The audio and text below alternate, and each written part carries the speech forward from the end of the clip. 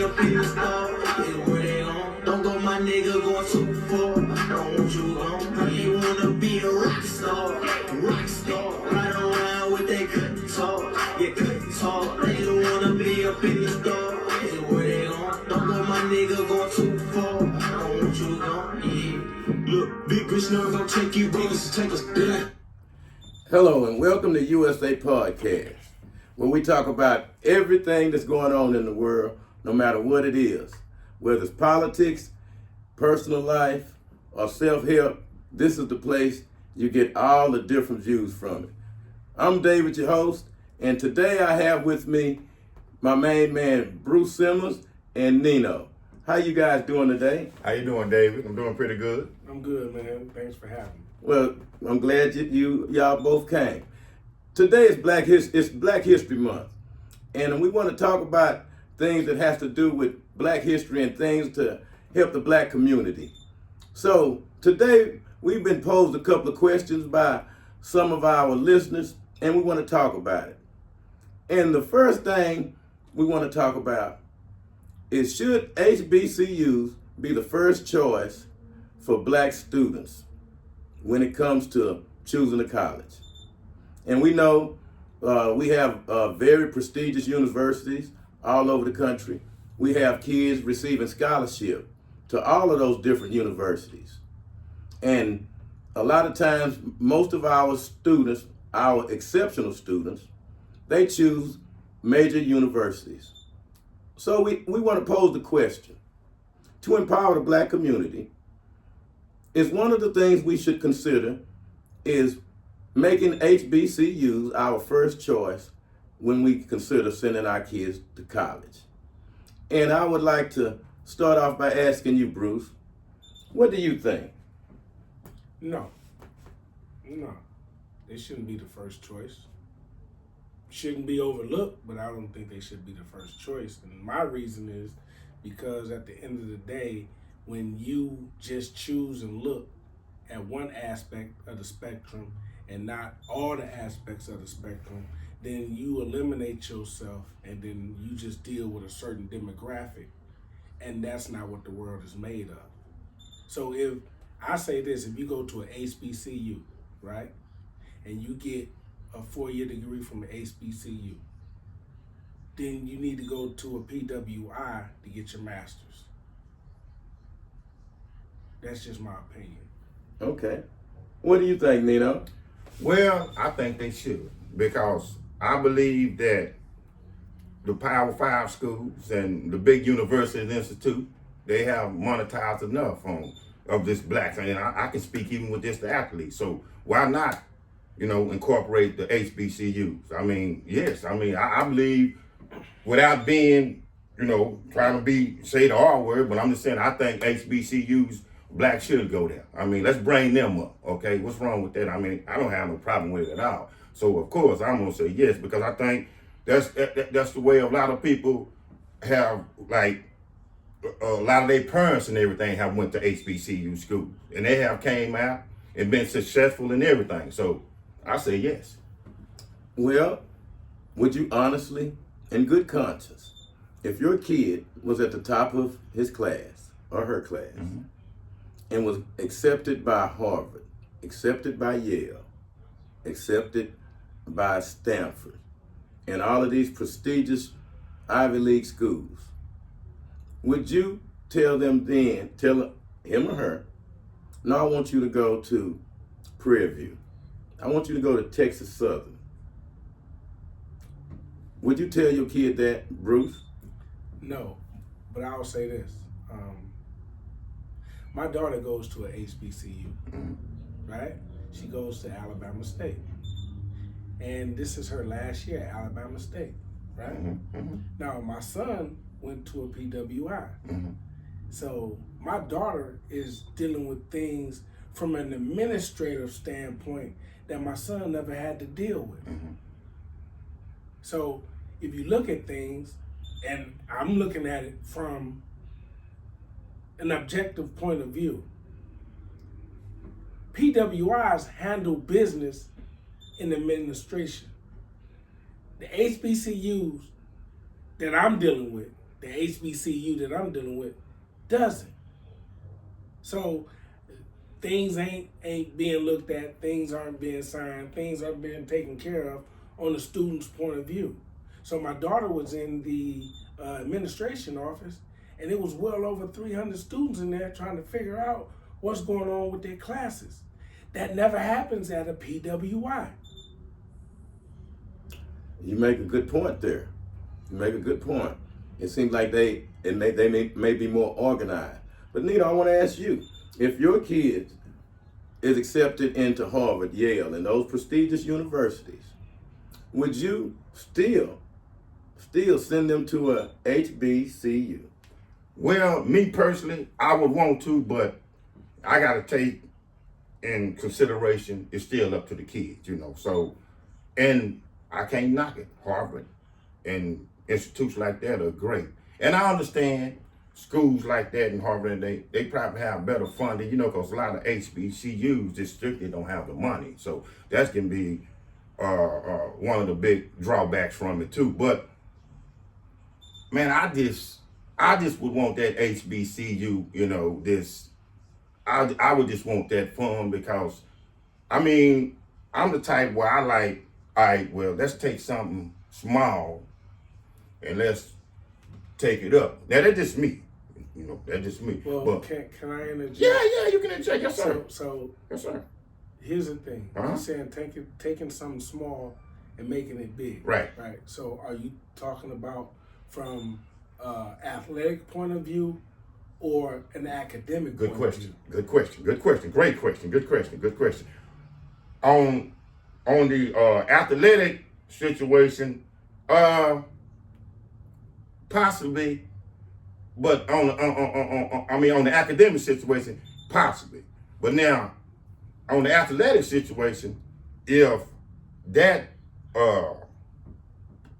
that big school can possibly give my son or even my daughter a better 4-year ride than that HBCU, then I would have to consider it. I have to take in consideration too, because see, it's like what I want, but then still I have to take in consideration what she wants. But that's a good question. I mean, that's a good thing to pose. Academics and athletics are different, but Well, I didn't mean to cut you no, off. you good. You good. It seems like that's an unfair question because the Power Five is going to have the advantage in every single way. True. So it would be no competing if we were to say who would have the best academics, Well, who would have the best sports. Well, I didn't say who had the best. I was asking when he was saying taking something small, bigger. I'm asking from an academic point of view or an athletic point of view. You have to understand, no HBCU. We ain't got to talk with the Power Five. We could talk mid majors or small majors. The facilities aren't equipped like an HBCU is. So an HBCU doesn't have the facilities, the funding, nor the resources that any other PWIs have. We can't put Power 5 there because that's on a whole different spectrum, right? Right. So watch this. I'll say this. Comparing the academics, right? Mm-hmm. Which is better, a public school or A private school? Yeah. Right? Yeah. So the Okay. private school learn things that the public school will never be taught, right? Mm-hmm. So the PWI has resources and different things to bring about the intelligence, teachings, and all that to help your student get to where they need to be, as opposed to the HBCU. And I'm not knocking the HBCU, I'm just saying. Yeah, but and I heard what you're saying, but still, you know, HBCUs have put out the product, you know, sports or whatever. I mean, I believe it's HBCUs, graduates probably in political, you know, the Senate, everything. Of course, we know HBCU, Jerry Rice, and things like that. So I see what you're saying, but it still can be done. Just because, you know, it can still be done, you know. It can still. If it would have been done, it would have been done from Deion Sanders at Jackson State. And what did he do?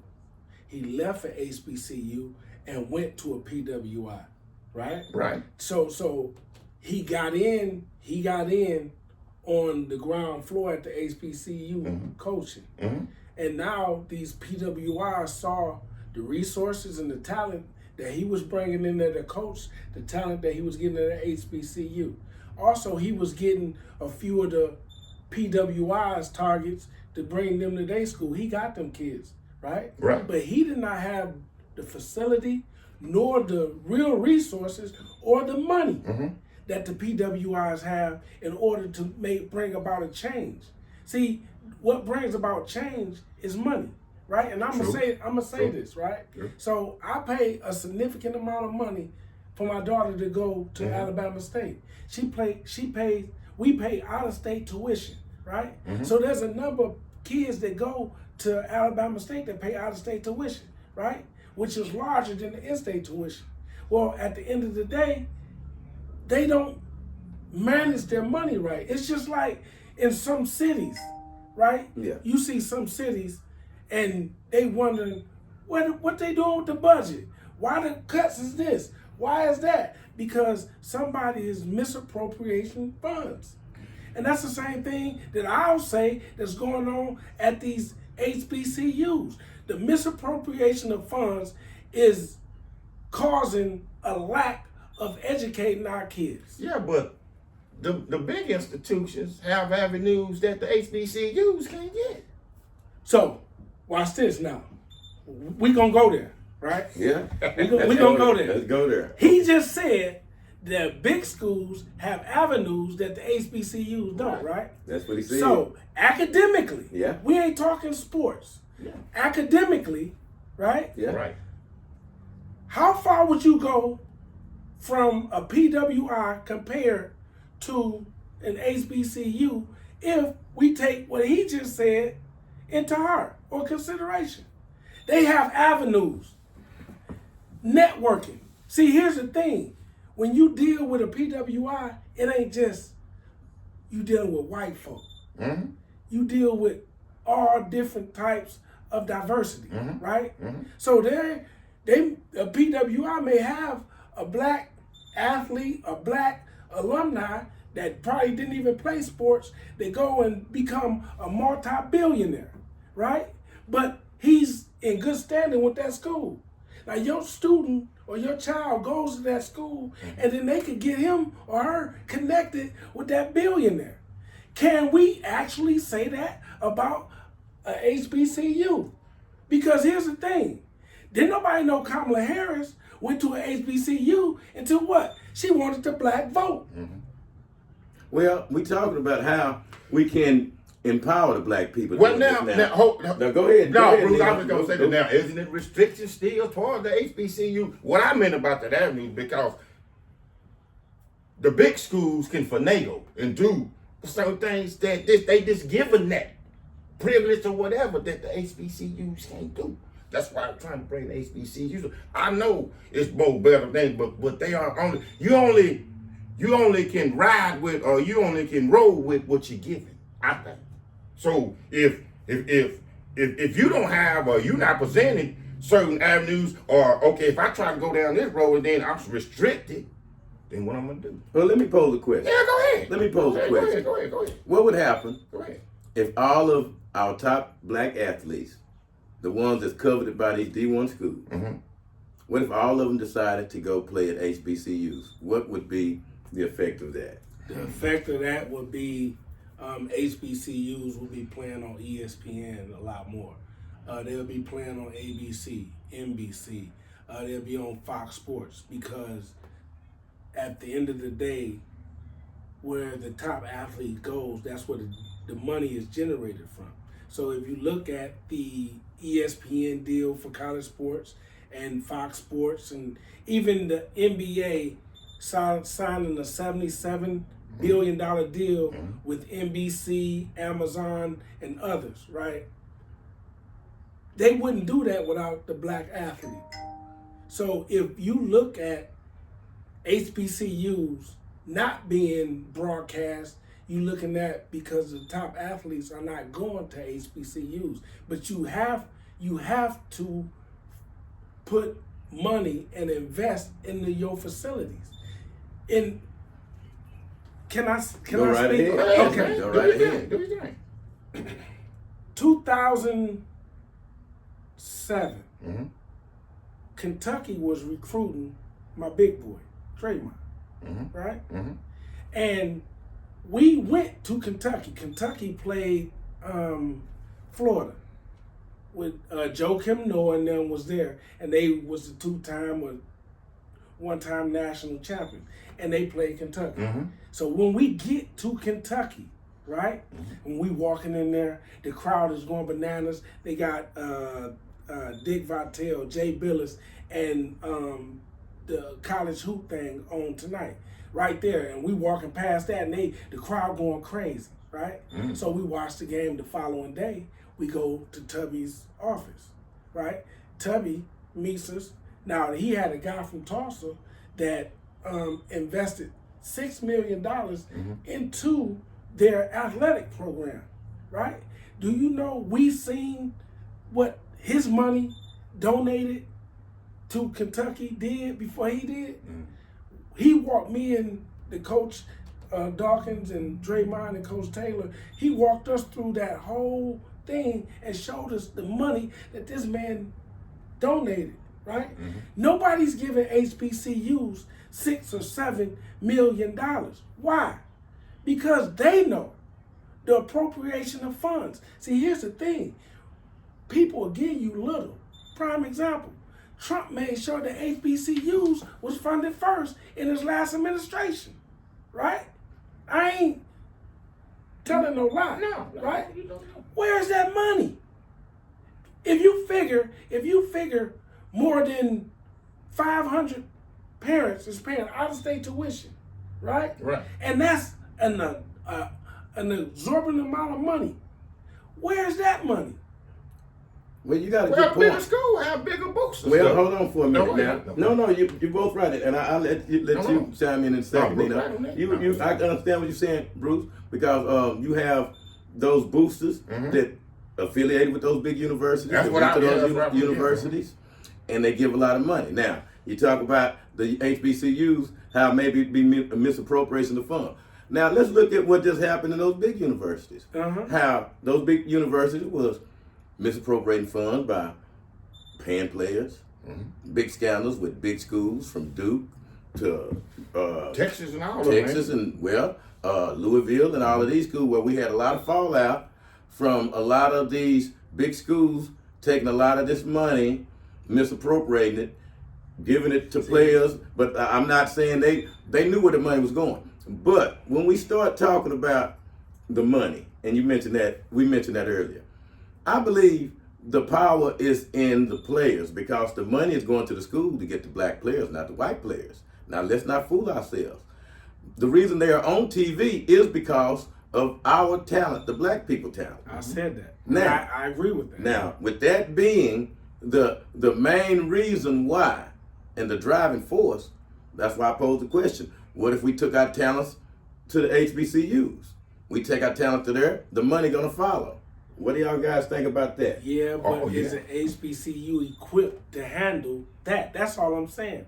I'm asking you, are the HBCUs equipped to handling the money? See, because Hold on. in the Big Ten, right? I just want to interrupt for a quick second there. See, that is a stereotype No, played it's not. within the black community. When we don't think our people can handle large sums of money without stealing it.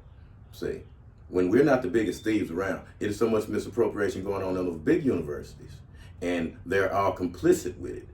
But as soon as one nickel come up missing at a black university, the power to be want to highlight the fact that, see, this is why we can't give them nothing. You see, I believe that is one of the stereotypes. I just want to interrupt you because of that, because of the fact that it seemed to me to be implied that if a lot of money was donated to the black universities, the black administration don't know how to handle the money, and there would be a lot of misappropriation going on. Is that what we're saying? That's exactly what I'm saying, because you got to understand this, right? When you at a PWI, right, you get money funded. If you're not a private school, right, you get money funded from the state. So you're right? saying black folks steal? Let's just White get folk- let's just cut well, to the we're fact. gonna- I'm about to tell you. Yeah, tell me this. Black folks steal, white folks steal. The only difference is white folk, when they at a PWI and the money comes in and they do something, they get abundance of money. The black folk at an HBCU, the money is limited and it's still being stolen and not being allocated into the areas where it need to be allocated to.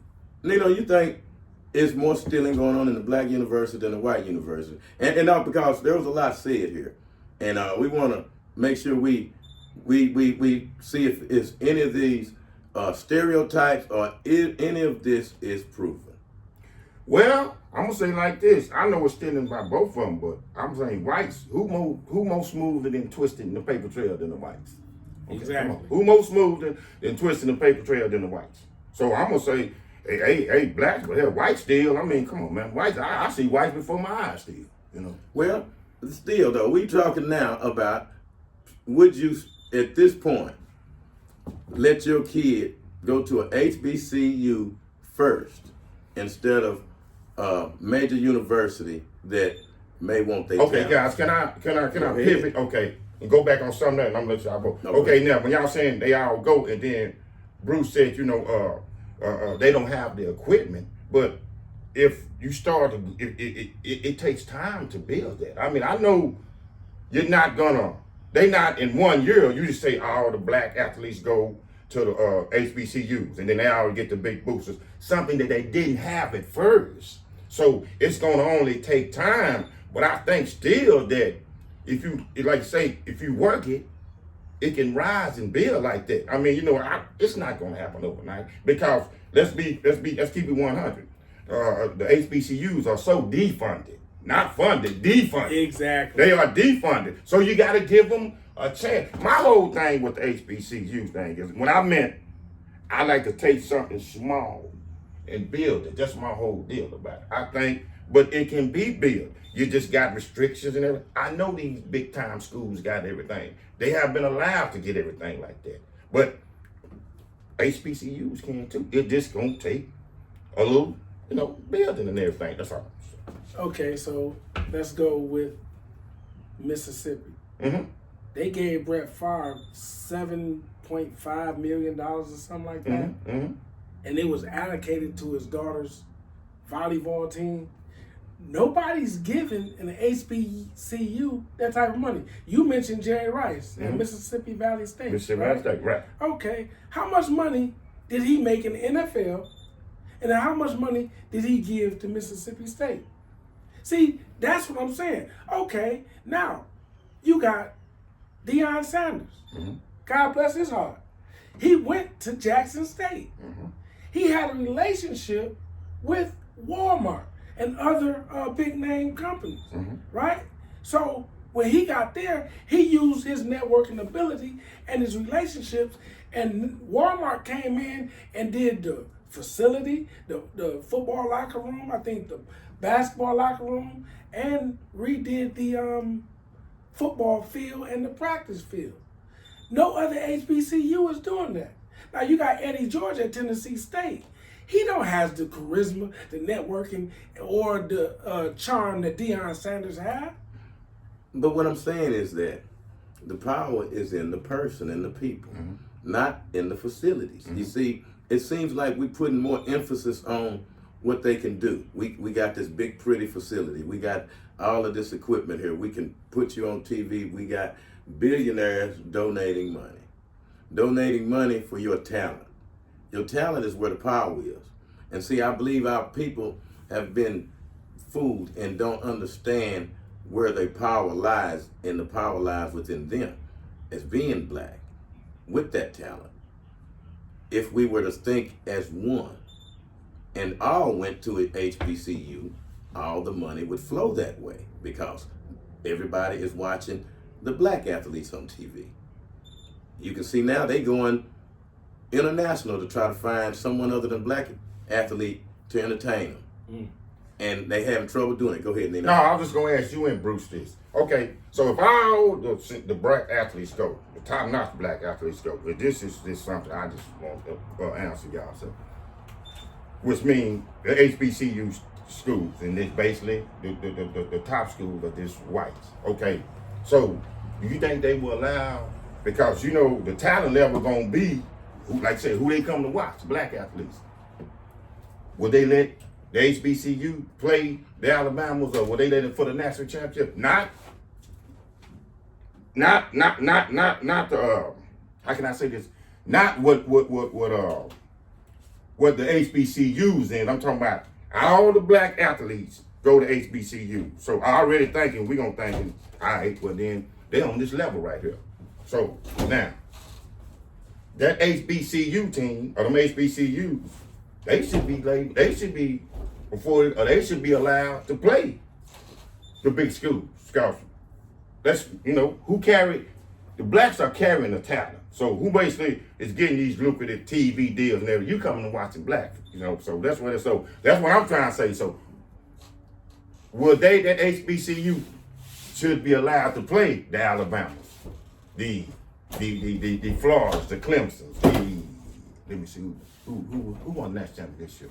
Ohio State. Right. That's just a question I'm posing. I know it kind of went side, but I'm saying because like I said, really, who they watching? The black athlete. You know? So I mean, you know, I don't know. I was just thinking because it seems like the money flows where the talent is and the people you want to see. There you go. So that's what I'm asking. So shouldn't they be allowed to play? And now, Bruce, and I'm gonna let you get to that. I'm just saying, shouldn't they be allowed to play? I don't want to say. I just don't want to point and say, well, the Alabamas, them, and all them got just the white athletes in there, because all the black athletes went to the HBCUs. But aren't we talking about who's the most talented? But you got to understand, first and foremost. Yeah, go ahead. That's what I'm just asking this question. I'm gonna go back to what Do you think Dave uttered earlier, is that they're not going to these schools for facilities. Well, each kid, when they walk into a campus and being recruited by a school, they looking at the practice facility, where the students hang out at. They looking at all that, right? And you can't compare that, right? Now, what you saying is, if all the black talent go to... But you understand what I was saying, though, right? Yeah, go ahead. So if all the black talent go to an HBCU, should they be able to play Alabama? Technically, yes, but to be honest, no. Okay. Because Alabama's in the SEC. A lot of the HBCUs are in the SWAC. Those are two different conferences. But ain't all the black talent is what... I'm talking about all the black talent. I'm basically saying, that's why I'm trying to say, the Alabama now don't have none but white kids. So what you saying, brother, is what happened years ago, right? Years ago, all the black talent went to HBCU. Walter Payton, Art Shell, all them guys went to a HBCU. Right. And a lot of them was drafted in the NFL, right? But now you got to realize, it's just like going back to the civil rights movement, right? It's February, so we could talk about it. It's like the civil rights movement. When black people went to black-only hotels, black-only restaurants, right? And patronized black businesses, what happened? Segregation was desegregated, and what happened to the mom and pop shops? Not only are we going to Ray Ray's Chicken and Waffle, no, we want to go to Roscoe's Chicken and Waffle. Come on, man. It is what it is. Well, it's right there. You ain't going to Shirley's 8. You going to the Hilton. Well, that's what I was wanting to get back to. Is that the mindset? When you mentioned about the kids, they look at the practice facilities and the campus and all of that. That's the mindset I'm talking about, because the black person at this point don't know his worth. He don't know his worth. All of them material things means nothing. You hadn't been practicing on nothing like that. Your skill has nothing to do with a pretty practice facility. Okay, let's not fool ourselves about smoke and mirrors. Yeah. Okay. Your talent is your talent. Your talent is your talent on grass, dirt, or wherever it is. It's you. Your commodity, your power is you. And we don't know how to use that. We let them show us something like that and say, oh, look at here. You can go take a shower in this place, and we got 3 toilets. And we're like, wow. You know, come on. You know, Right, when right, they are begging to get you there. Mm-hmm. You see, that's why the big colleges were caught up with the scandal of giving money, because you had some black parents who understood they value their kids and was getting $250,000, some $500,000, when they wasn't giving other kids with that talent nothing. But those parents knew, hey, don't come up here showing me how pretty your campus is. Show me the money. Mm-hmm. Show me the money, because you're making money off my kid. So I'm not impressed by your pretty campus. What you guys think about that? So I'll say this. Football is king at every PWI, right? And I was told back in 2011 that a school in the Big Ten was getting $21 million profit from every Saturday home game that they had, right? Now, I was at Alabama State homecoming, and that was one of the most beautiful scenes that I've seen black people from all over the world and alumni from Alabama State and Florida A&M, and the harmony and the love and the teasing of each other's while the game was going on was beautiful.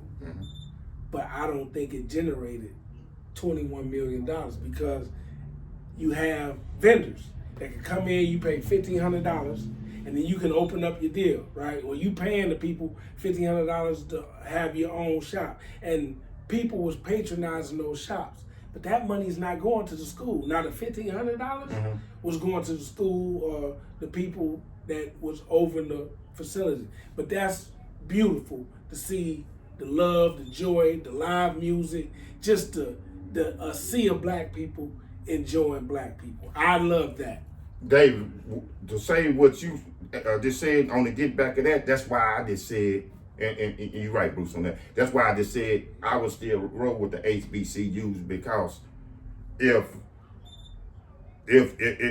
I'm the cash cow, the black person, I'm the cash cow, the black athlete, then why not go and monetize my heritage? Okay. No, I'm just saying. Okay, so Yeah. let's do this right now, because if we ain't shooting the basketball, throwing the basketball, catching the basketball, hitting the basketball, or pitching the basketball, or baseball, or football, or any of those sorts, there's no need for us, right? Let's talk about academics. Okay. Right? Let's leave the sport realm and talk about the classroom. So Right? you saying we are more important on the field than we are in the academic, than the classroom. What I'm saying is Oh, that it's been perceived. what I'm saying is all we do is kick, pitch, catch, Run, shoot a ball, right? Right. But that ain't every black student. My daughter is not an athlete, right? Gotcha. There's many students Gotcha. at these HBCUs and at these PWIs that don't play sports. True. They That's just right. go there for their education. Their education. So what's the difference between an HBCU and a PWI in the classroom? Because we just showed facilities matter. The money from these major networks matter. Well, let's leave that alone. What about in the classroom, right? Because at a PWI, you may go to anthropology class, and the professor may have gotten his degree from Columbia and then went overseas and got his master's, came back and got his degree, a doctorate from Harvard, right? Right. So you mean to tell me a person at an HBCU who graduates from an HBCU and just got hired at an HBCU because her sorority sister or fraternity brother hired them in that position is going to teach your kid better than this guy that just went abroad, learned, came back, and got his doctorates from Harvard? Well, You bring up an interesting thing, Bruce, but you left out a whole bunch of stuff. Well, inform me, bro. First of all, the black people were the very first teachers of knowledge and I know that. civilization, mathematics. I know that. Black people are coveted by these universities. That's why they watch SAT schools, make no mistake. Yeah. And when they see exceptional black students, they go out of their way to get them in one of those big prestigious universities. So they won't keep their knowledge in with their people. You see, what you talk about is taking our minds and giving it to them with the smoke screen of, oh, we have the best facilities. We have, you can go further if you finish from here because of our alumni. When they're begging people like Condoleezza Rice, I'm just going to use her for an example, as a woman that could speak 10 different foreign languages. Mm-hmm. Someone like Colin Powell, who was one of the most exceptional students coming through those military universities, West Point and everything else. He is very, very smart. And the list goes on and on. Yes. All you have to do is look back in history of all our black smart people that the white people coveted to use to help them build this country in more ways than just labor. Just look at our first black president, John Henry. Is that what his name? You know what I'm talking about, Bruce? John Clark. John, yeah, you know what I'm talking about. Right. He's on $2 bill, and he was one of the people who set up this Constitution. My point being, I don't want to stray from the point we're getting at, is that we have people with exceptional minds, and if we were to keep those minds inside of our universities, you will have outcry from these major universities, you see, because there are a lot of discoveries, inventions, and innovations that were taken from us. Yes. So what they do is now we get your best minds to come to our universities. Mm-hmm. So you will give us all of your ideas and you'll become assimilated with us. And then you will think like black people think, hey, we're stealing money over there in the black schools. We can't go there. Hey, they got the best facilities over there. Why should we go over there? Hey, we got a better chance of succeeding in life because these billionaires is throwing money over here. But they still don't like black people. They still don't like. They still doing away with DEI, you see. So where's the fairness and all of that? So what we got to see, what we got to understand is our worth. See, but I can't let you do that because and not just you. Mm-hmm. I'm talking about us as a people. Yeah. I've heard people mention DEI being cut, right? Mm-hmm. DEI this, DEI that, right? In the past 3 months, you heard DEI, right? In my 51 years, I've never heard DEI until the last 3 months. So that ain't what we talk about. DEI has never been part of the civil rights struggle and what black people fight for. That started, DEI includes transgender and everybody. It makes everybody welcome, no matter what you say your sex is, religion, race, or whatever. But as black people, we want to empower us. And I spoke about the false with DEI, and that's something we shouldn't get all up in arms about because we've been dealing with racism our whole life. And basically, I seen your podcast on that. And basically, that's basically what it is. Mm-hmm. And you have white people calling it reverse racism.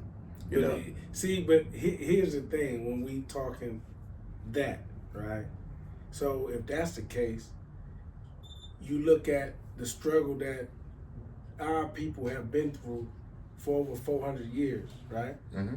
So now you have people coming in who are men that wants to change their sex.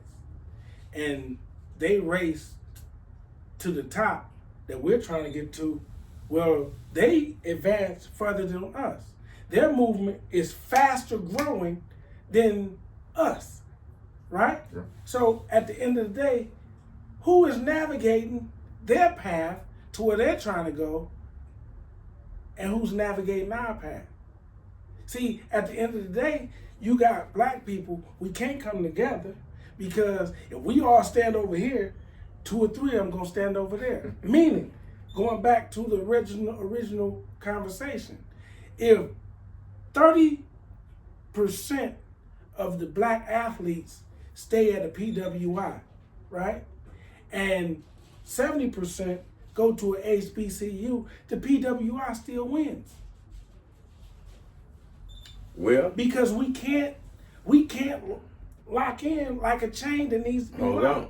Well, the only way they would win is if a Black Wall Street type of event happens. Because whenever they see black folks come together, we be infiltrated and the movement be destroyed. Something to That's bring the what- division back. Yes. COINTELPRO. Yeah, because if same thing happened, I don't want to get off of it, but when you see these different countries talk about their currency and different things like that, bad things happen to them. So when you start thinking for yourself as a race, and Bruce, you know, if it was said that if the black people were counted as a nation themselves, we'd probably be the 4th or 5th biggest nation in the world, and 3rd with our spending power. But well, what does that tell you? What does that tell you? That translates into exactly what we're talking about right now, with our power and our numbers and our talent and our abilities that they covet so much. If we were to take our talents to our community, what would happen? Speaking of which, we want to talk about that also. What can be done to solve the drug epidemic in the black community? And should the black community work with the police to help solve this problem, or is snitching part of black people's survival in the inner city? Now, I want to start this off with you, Bruce, because this is, like I say, Black History Month. We want to do things and talk about things that affect the black community. And we know the drug epidemic is big in the black community. It's big. And we know that we all look at the police side eyes. We don't trust them, most of the people in the black community. So then, we know these are the people that can help stop the drug epidemic. So do we work with the police, or do we go by the street code of not snitching? When you say work with the police, what do you mean? I mean, work with the police to eradicate the drug problem. Work with the police to tell who's selling the drugs. Work with the police to point out where the drug houses are. Work with the police to point out who are the perpetrators of the crimes that are being committed. That's what I'm talking about. Work with the police, meaning basically snitch. So now you're giving the police ammunition to keep a division within the community. Because as soon as, let's say, Bam Bam tell on Jun Jun, right? And Jun Jun go down to the police station, the police gonna let him know, yeah, Bam Bam gave you up. Now he got a bond, or he get released on his own recognizance. What do you think Jun Jun gonna do? He going to look for Bam Bam. There's ways that we as a people can police our community, right? And the police, some police, I'll say,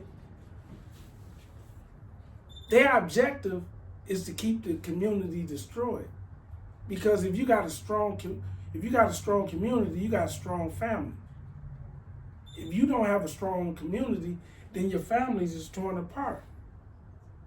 So at the end of the day, it'd be easy for somebody to come in there, yeah, man, did Jun Jun sell you that? And Bam Bam, yeah, I got it from Jun Jun. And then now you got dissension. Because if Jun Jun come and kill Bam Bam, now Jun Jun family is looking at Bam Bam family for telling on them. Bam Bam family is looking at Jun Jun family for shooting them or doing something to them. Well, So now it's divided, and you'll never get that wholeness that the community needs. let me ask you this then. Yes. Before I bring you in, do you think the white folks are worried about that? Do you think they're worried about what's going to happen if I snitch on this guy that's selling drugs, that his family going to come looking for us? Do you think they worry about those things? When they talk about empowering their community, when they talking about purging out the evil that's in the community, what happened to standing up like Martin Luther King, Malcolm X, and people like that?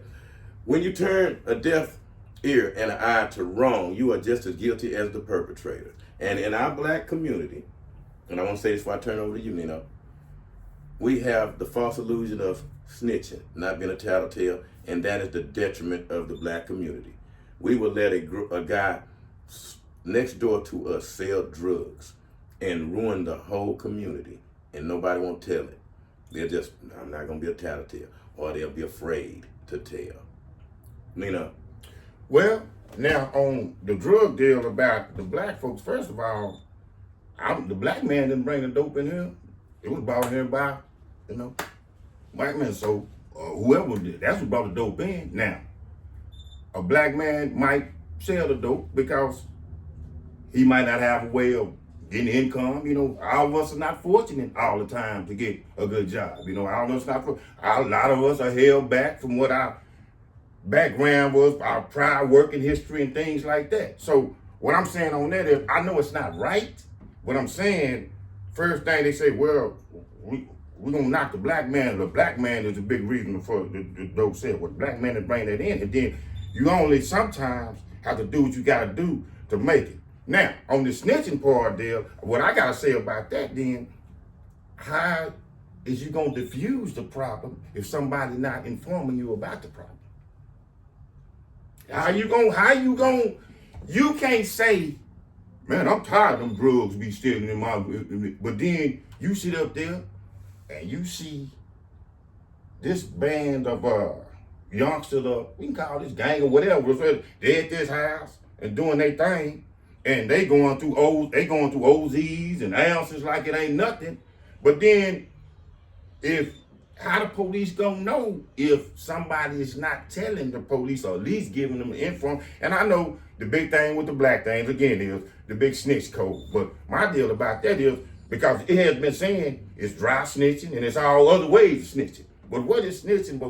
How you gonna stop this problem with the police or anybody if you're not informing? See, but I think when you speak of the word snitching, Right. Now, let's say there's a 55-year-old man that lived next door. He retired, paid his house off, and he worked for 45 years or whatever. And next door to him is a group of people that's doing drugs, selling drugs and things like that. If that man called the police, that's not snitching. Snitching is when Bam Bam selling dope, June June selling dope, and Bam Bam going to tell on June June. That's snitching. That's snitching. So you saying the snitching is this competitor versus this competitor. Or somebody getting caught and then want to get cut loose by telling on somebody else. That's snitching. I can't let Bruce get away with that. You going, we going to debate this right here, right now. I can't let Bruce get away with that. Now let's just go back to our growing up.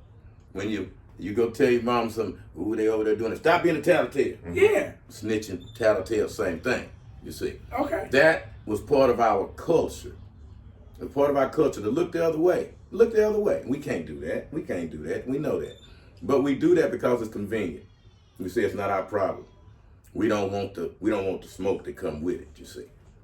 We don't want to truly police our neighborhood, because if you try that same thing in a white neighborhood, the police will be there in 2 seconds. You know not to do it. Even Bruce knows why the drugs were put into our neighborhoods and why and who did it and the reasoning behind it, you see. Yeah, the federal government. Right. And it was put there for a reason. Yeah. So now, knowing we fighting a handicap fight, you mean to tell me we can't do everything we can?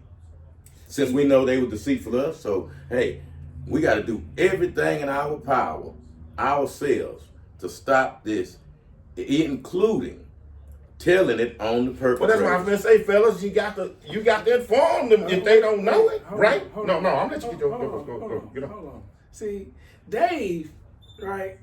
He says things and he leave things out. So now I have to bring it to him, right? So when the Black Panther Party had breakfast programs for the kids. Mm-hmm. They made sure that the women could walk the streets safe at night, right? Right. They made sure that they was armed and made sure that nobody in the community, right, were harming people in the community, right? So they policed themselves. Right. And now you have the federal government, the FBI, J. Edgar Hoover and them coming in and bringing drugs into the community. That was the detriment of the Black Panther Party. Now, Fred Hampton was in Illinois, Mm-hmm. and he was moving, 23 years old, strong, boisterous young man Mm-hmm. who could speak what the people needed, Mm-hmm. right? Right. Also in them crowds was Caucasian people listening to what Fred Hampton had to say. Mm-hmm. Well, they couldn't get him with the drugs. They couldn't get him with catching them doing wrong because he was on the right path of trying to lead the people in the right direction. Mm. So what did they do? They murdered him. They assassinated him, right? So even if we have a community, let's say 3 square miles of everybody going the same way, somebody's gonna come in there and disrupt the program that say you started, brother. Now how do we go about that? Because we've been conspired against from the time we was on the west coast of Africa after leaving Jerusalem. We fled to the west coast of Africa, and there we was conspired against with the Caucasian man, the African man, and the Arab man. And they came over there and got us and things of that nature. That's why Gaza is in the position They're in. Mm-hmm. And the Most High says in the book that for 3 transgressions of my people, you're going to deal with this. Right? Gaza get theirs. The Africans going to get theirs. And the Caucasians get theirs. The only way things get back right if they take us and put us on our rightful place in the world. Give us reparations. Give us what we need and leave us alone. Because if they leave us alone, we'll build the kingdom of God right here on earth if they leave the black man alone. Well, a start is eradicating the drugs. Now, how can we build a kingdom if we're afraid to enforce laws? We know when drug That's right. selling is wrong, illegal, and a detriment to our race.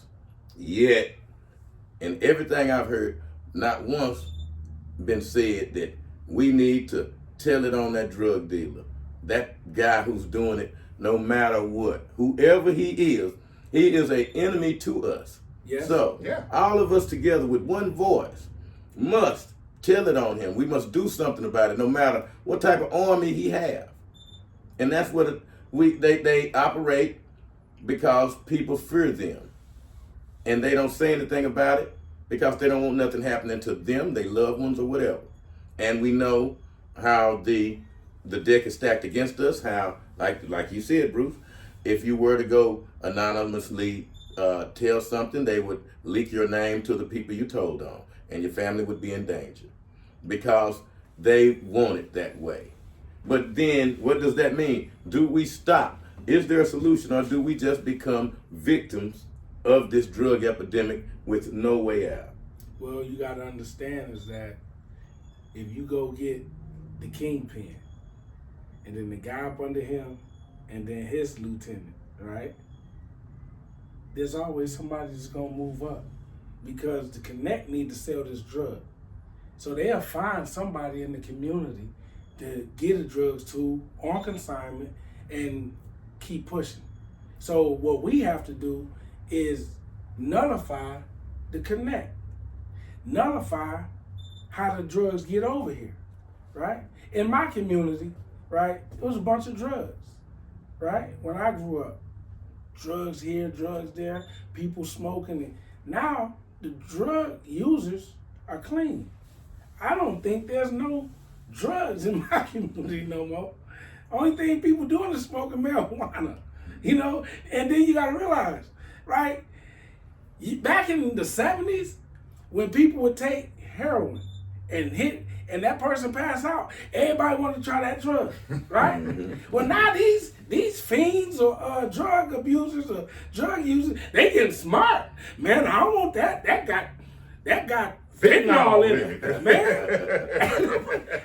They trying to live for tomorrow, Yes, man. sir. So I mean, that to be honest, Dave, it's a problem. And then the thing is, if you get rid of the problem, now how are we going? We don't have the resources to help them further their situation out of the situation that they were in, and that takes money, right? You got a federal government that's cutting everything, from the airline people to housing to just everything. Now, at the end of the day, we have to have resources, mainly money. There have to be programs where people who are on drugs need help. But doesn't a lot of the time about the kingpin thing, you take out the head of the snake, all followers sometimes get a little nervous, you know. No. And I know you said there's No. somebody that come up, but at times some of them. Well, I'll put it like this: I think they will relocate and leave that neighborhood. Now, they might not stop, but a lot of times, hey man, No. they get shit. If that's a powerful king, the head of the snake. You got to realize, usually in the neighborhood, if somebody goes down, somebody else steps up. Why? Because the users know where to go, what faces to see. Yeah. They don't That's want to true. go in Saginaw. That is true, and I know personally that is true. In Saginaw. Right? You got a point. We didn't have You got a point. people from the north side of town or the south side of town coming to buy drugs off a certain spot on the east side. And the people on the east side didn't go on the north side or the south side to buy drugs. Everybody was in their own little section, because I know if I'm dealing with Nino, I know exactly what Nino got, and Nino ain't gonna burn me. But if I go over there, hey man, you straight, and he hand me some bull crap that's dipped in oil gel and things like that, now my $10, $20, $15 is gone. Well, you know, we posed the question about how could we stop the drug epidemic in the black community and what could be done about it. And we had not come up with a reason of what we could do. And I was expecting my panel of experts to give us a solution. So I'm gonna give the solution, and I was giving you guys a chance to give the solution. Okay. Now I'm gonna give the solution. And it's elementary. I notice we keep talking about throwing money at it. And our overriding thing I've been talking about today is the power is within the person. We control it all, whether in sports, whether it's in education, math, science, whatever. We do. So this is how we end the drug epidemic in the black community. You eliminate the demand for it, meaning our minds have to be renewed and changed. You see, if there's no demand for a product, the company goes bankrupt. Once you realize you are the sole consumer of this poison, and change our mindsets, because like y'all both said, you can cut off the head of a snake, another head's gonna grow. So, but if those heads of snake don't have nobody to push their poison to, what happens then? You see, you eliminate the demand for it by educating the consumer. Let the people know how much of a sucker we are. And I know that's easier said than done. So, Well, I like what you're saying, right? Mm-hmm. But what you're saying take resources. What you're saying, it has to be a program, and you absolutely right. If you could change a person's mindset, you could change their way, right? And that's exactly what you're saying. So if you could, you can't go around block to block talking to people. You need a spot. You need somebody who really are invested in getting those people mindset changed, so that we can get the situation on the street changed. So that takes resources. Of course, it takes resources. It takes a person's time. That's the resources. Okay. It takes one person at a time, to pick up the book of the Lord, and read and tell what the Lord thinks about this and what he says about this and why not to do these certain things. You see, one thing you got to remember, whether a person, the majority of people, whether they go to church, read the Bible, what they all want to get to the same place, and they have a zeal for God. Now, especially in the black community, we are so spiritual, and what we need to understand is who we truly are. And by understanding that, it'll stop you from putting that type of poison in your body. It don't take resources. It takes the renewing of the mind.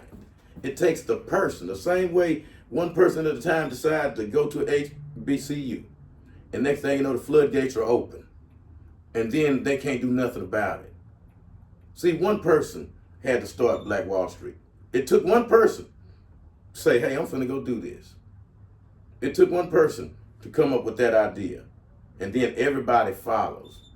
So I'm saying, because of, even if you throw money at it, it's not going to reach everybody. And then you got to have people coming in for the resources, and then, okay, even if we were talking about putting money in, what could the money do? What could the money do? You know, people always say this saying in the black community: the game is to be sold, not told. No, the game is to be told, not sold. That you're supposed to tell people, if you have knowledge of this and that, tell them, not do like the Masonic people do and think they holding secrets that could help you out and holding it for themselves. But that's another podcast. Well, fellas, I want to ask y'all this then. Can you really get somebody to gravitate to these people that will listen? You know, because people will listen, but then a lot of time it'll go in one and come out the other. Can you really get somebody to just buckle down, get these people and say, you know, and they attentive, you know, they just not up there just, you know, going through the motions. They'll gravitate to these people and really listen to. Well, do that person have a passion to go out there and help people? That's what you got to say. Okay. Is that within you to go out there and spend the time to help these lost people who don't have no hope, and to give them back hope? You know, tell them about the situation they're in and sit there with them. Show them empathy. And you may have to buy them something. Mm-hmm. You know, it's hard to talk to a person and get him to listen to you when he have an empty stomach. True. Yeah, that's right. So, that is real. You know, so yeah, that is real. That's real. That's facts. You know, there's a saying that, you know, in the black community, we live in a hell, and we see this every day in the hardships that we see. You know, you turn on the TV, you hear stories about police brutality. You know, something happening to somebody, you know, close to you. You know, illnesses that's taking one of your loved ones that majority only happens to black people, high blood pressure, hypertension, all kind of stuff that you can point back to people putting stumbling blocks in our way, causing us to like the food that's actually killing us. So, knowing all of this, we have to be able to, as one person at a time, stop this. Whether it's talking to a person and telling them instead of catering to them and buying them more drugs. You know, sometimes I believe we hurt these people out here by giving them money to continue their habit. To enable them. And that's what it's called. You know, I'll say this. Going back to your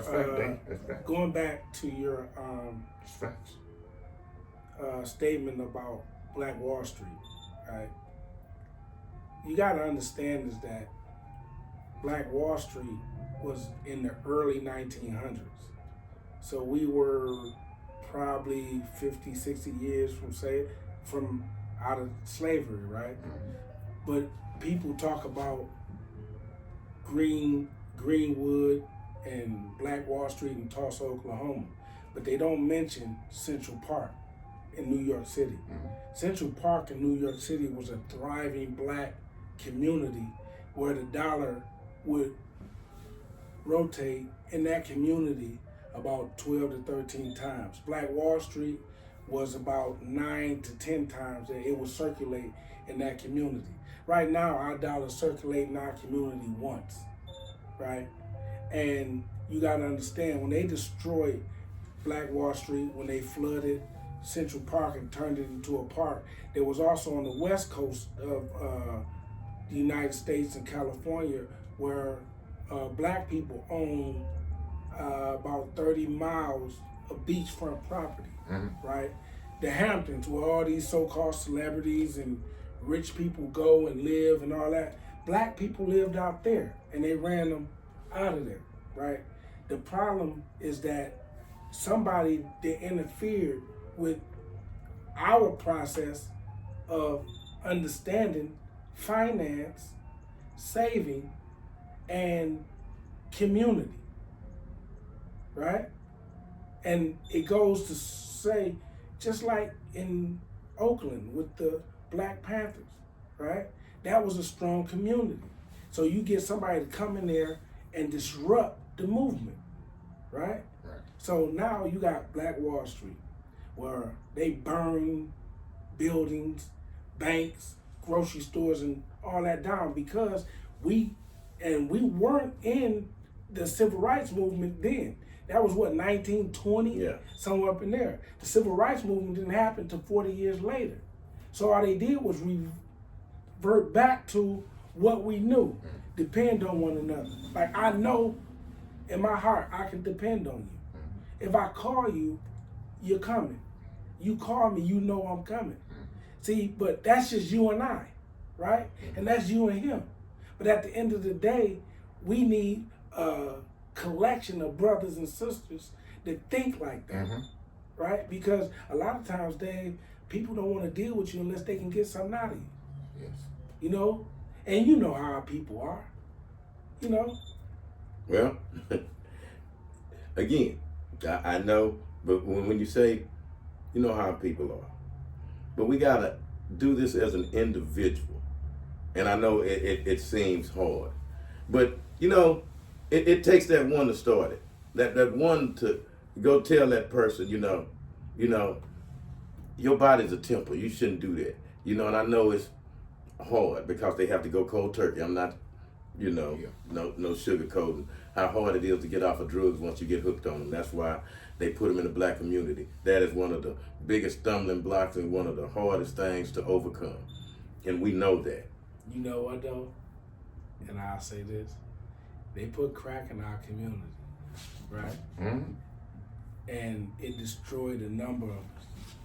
And a number of our people have died, went to jail, prison, and everything.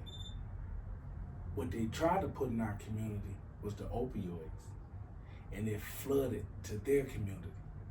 And that's why you have an opioid epidemic, right? You gotta remember, back in 1984 when crack hit the scene, or in the 80s when crack hit the scene, and you had Ronald Reagan saying, just say no. You had President Bush or Vice President Bush, the just say no with Nancy Reagan and all them, just say no, right? That was the plea for just say no. But then in the book, Behold the Pale White Horse, they don't follow the money, they follow the drugs. And the drugs came into the black community and the money went out. Like Kanye said, white man, Jordan get paid off crack, white man get paid off Jordan, the white man get paid off all that, right? So they ain't following the money, they follow the drugs. And once again, you one-on-one with one person, it may work. And I understand what you're saying, because the book says that. But you're saying the problem with the masses. The masses of our people. Well, we talk about the opioids and the white folks when they had no idea that was going to happen then. Well, here's the thing. They were collateral damage on this. I know. What they try to do is make sure they keep stumbling blocks in the black people, because they know if they keep black people sinning, no salvation is near. And I'm not getting deep, but you understand what I'm saying. There's scriptures that talks about that. People know what stumbling blocks to put in front of you to keep your salvation away from you, to keep you sinning, doing things that you don't even consider sinning. And that's one of the biggest problems in our community. You know, the what we eat, you know, and what we believe. That keeps us on drugs. That keeps us not snitching and talking, telling the police. Because, believe it or not, authorities has been around since the beginning of time. Because you have to have someone to put evildoers in jail or to have someone to defend you against them, because checks and balances. Checks and balances. Yeah. No one should have to walk around in this neighborhood holding a gun, looking to fight a drug dealer, because you're going to end up catching the case also. So we're not advocating none of that at all. But you do have to stand up for your rights, meaning cooperating with the police. They are the authorities. That's what their job is. The no snitching thing should be eradicated from the black people's vocabulary, because it only holds us back. It empowers the person that's doing wrong and make you live in fear.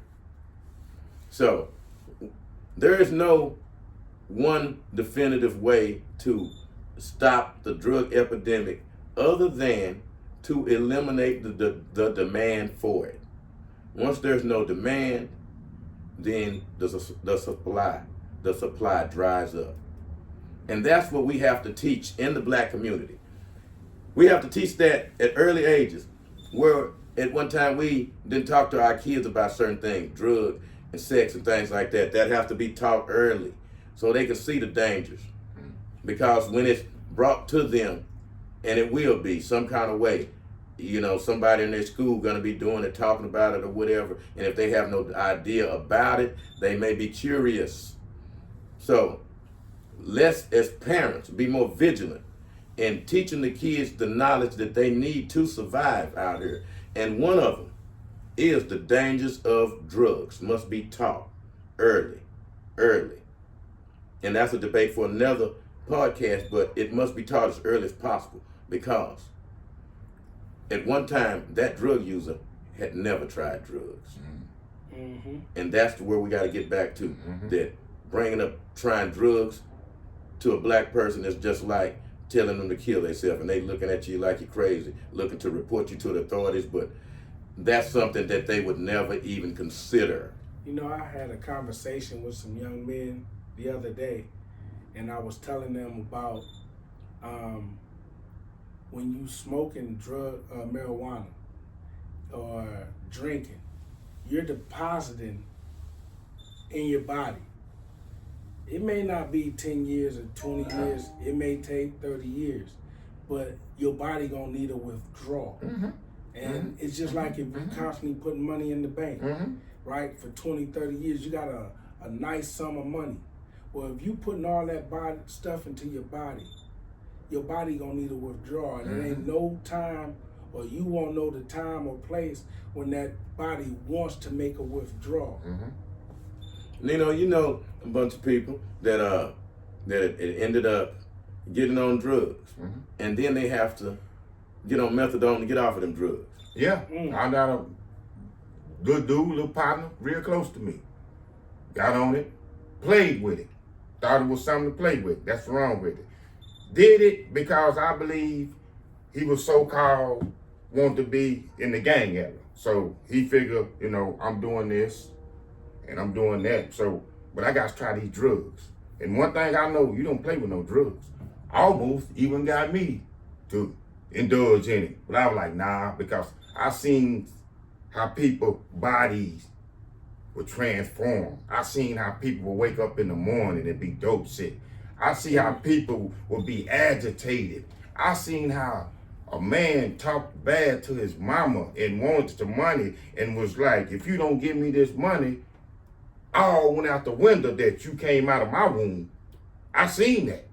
And that was, as you said, the opium. The heroin, that was the heroin.